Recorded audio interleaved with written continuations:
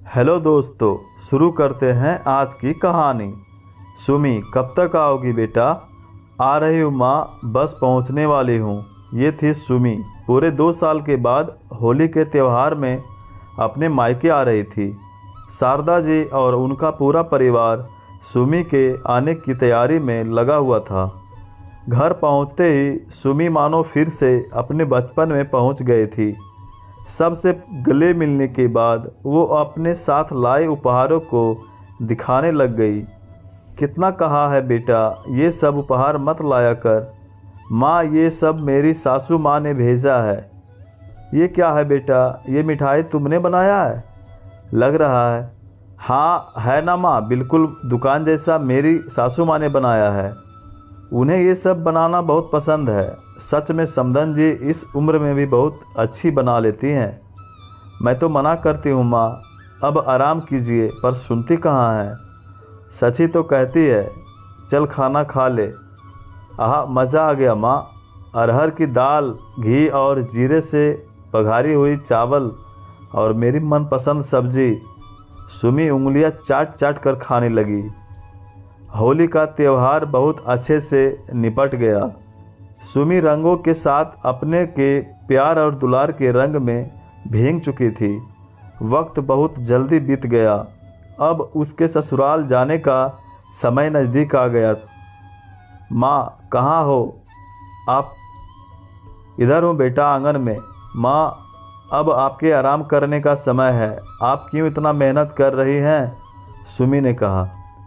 अब तो सब कुछ बाज़ार में मिलता है माँ, मैं खरीद लूँगी।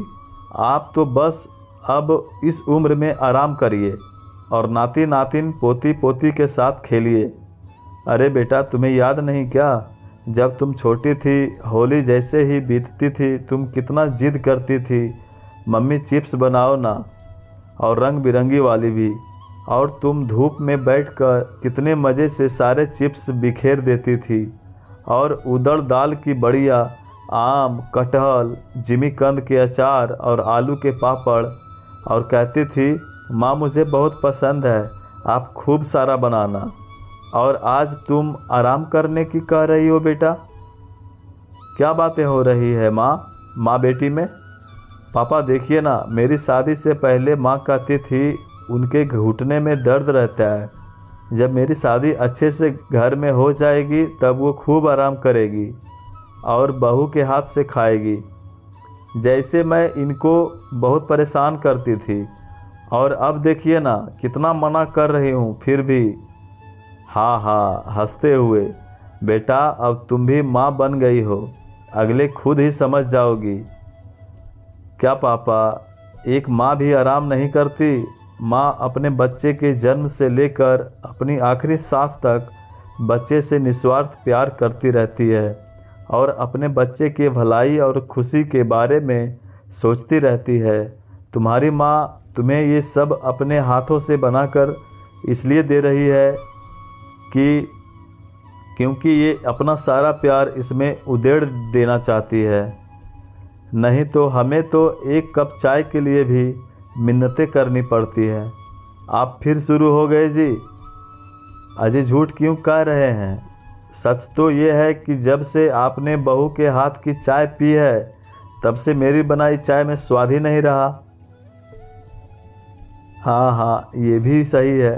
बहू भी बहुत अच्छी है बेटा, हम लोग का बहुत ध्यान रखती है। वो तो कोई काम भी नहीं करने देती, कहती है बहुत काम कर लिए मम्मी जी, अब आराम कीजिए। सच माँ, अब मैं खुद एक माँ हूँ तो मैं समझ गई हूँ आप उस वक्त इतने बड़े परिवार में कैसे सबकी मन की इच्छाएं पूरी करती थी, सबकी देखभाल करती थी और अपने भी मुँह से उफ तक नहीं करती थी। बेटा वो तब की बात है, उस समय सारे परिवार एक साथ मिलजुल कर सब साथ में कर लिया करते थे, किसी एक पर भार नहीं पड़ता था। पर अब वो समय नहीं है। अब तुम खुद सोचो, तुम्हारा पूरा दिन इन 2 प्यारे बच्चों की बदमाशियां देखने में ही चला जाता होगा। हाँ माँ, मैं अकेले बहुत परेशान हो जाती हूँ। दीदी चलिए खाना खा लीजिए। अरे आपने बना भी लिया भाभी? हाँ, मुझे बुलाती ना, मैं कुछ मदद कर देती। नहीं दीदी, वो अब आप मत कहिएगा। भाभी, दीदी आप कुछ दिनों के लिए आए हैं तो आराम कर लीजिए। ये मेरा भी घर है। मेरा भी मन करता है अपनी प्यारी भाभी को और अपनी माँ को अपने हाथों से खाना बनाकर खिलाऊं। आओ माँ, आज मैं आप दोनों को खाना परोस कर खिलाऊंगी। इसी बहाने कुछ प्यार के 2 पल साथ तो गुजारेंगे। शारदा जी की आंखें सुमी के जाने की बात सुनकर गीली हो गई। माँ, आप फिर से रोने लगी?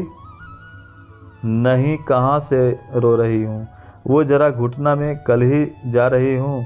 माँ, अब तो आप आराम करोगे, कहकर सुमी हंसने लगी। हाँ हाँ, जी भर कर आराम करूँगी, शारदा जी ने अपने आंसुओं को पोंछते हुए कहा। दोस्तों, कैसी लगी ये कहानी कमेंट करके जरूर बताइएगा। मेरी चैनल पर बहू नए भी सब्सक्राइब लहंगा जरूर कर पहनेगी। दीजिएगा। धन्यवाद।